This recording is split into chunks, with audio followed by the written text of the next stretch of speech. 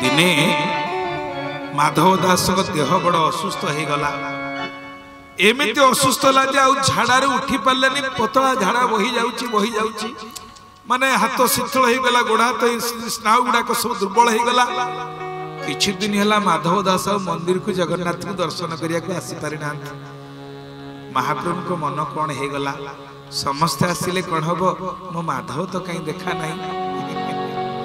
भगवान भक्त को खोजती आ भक्त भगवान को खोजे। बहुत लोग कहती आज भारी आजिकल भारी भिड़ हो मंदिर में कारण ये ठाकुर टे भिड़ को भल पाए जिते ठेला पेला आगे जाऊँ मन बड़ खुशी मो लोक मैंने केते मत भल पाँच केते ठेला पेला को खातिर न कर मत देखा से खुशी। तो भगवान खोजुंट माधव को किंतु माधव आईपारि ना।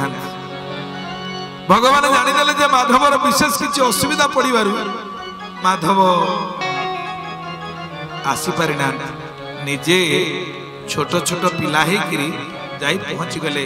कौन गोसाई अच्छा गोसाई गोसाई आ कबाड़ खोली पार ना कहीं से प्रकृत में जदि हईजा रोग होउथिला गाँ जाक लोक पटाली पड़ी मरी जाउथिले जड़े जी नेउथिला ताकू भी से रोग ग्रास करुला।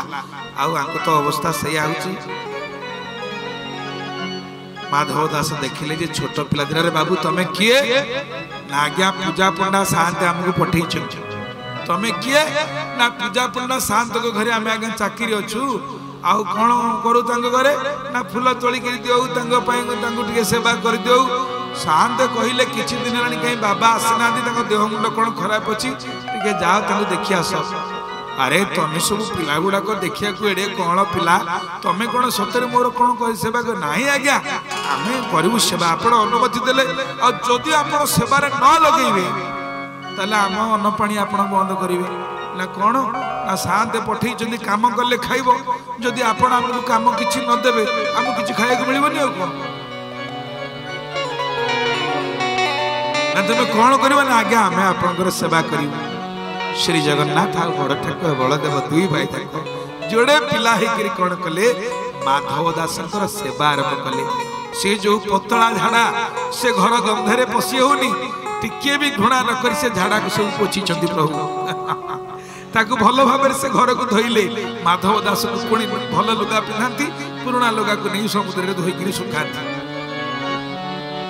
कुसुम पानी देले औषध देले। माधव दास धीरे धीरे सुस्थ ही आसिले। जेतोले माधव दास सुस्थ हो गले पिला कहले शांते गोसाई एथर आमको अनुमति मिल आम एथर जापर। हाँ बापा मु तुमको कौन देवी रे तमें माने मो जीवन में जहाँ सेवा कल मो परिवार थे मो पिला भी एतिकी कर मो स्त्री कर तुम पाखे ऋणी रही तुम शांत पाखे ऋणी रही ना। हाँ आम शांत को टे कहीदेव जे आम आसी तुम सेवा करी गलु बोलिक जमी माधव दास भल हो गले जाई पूजा पंडा सामंत घरे पहुँचले कहले शांते से पिला दीटा कहीं आप कष्ट देले ओ पिला किए ना आपण घर चाकर अच्छा दीटा पिला ना तुम मुंड खराब ना कौन हाँ मुझे चाकर रखी किमी पिला कहल। माधव दास जेते वर्णना कले शांत को मुंड घुरी गला कहले कौन कहल तुम्हें जोड़िए पिला जाई तुमर झाड़ा सफा करुले ना आज्ञा। हाँ कांदी कांदी माधव दास तले गड़े प्रभु आप कौन कले टिके भी मत परिचय देले आसुदी बोलिकी प्रकृति में सेमितिया पिला कहीं पूजा पंडा घरे नथिले चाकर निजे जगन्नाथ महाप्रभु बलदेव ठाकुर निजे जाइकरी कौन कले भक्त मोर प्राण भक्त मो जीवन भक्त मोर प्राण भक्त मो जीवन भक्त मोर प्राण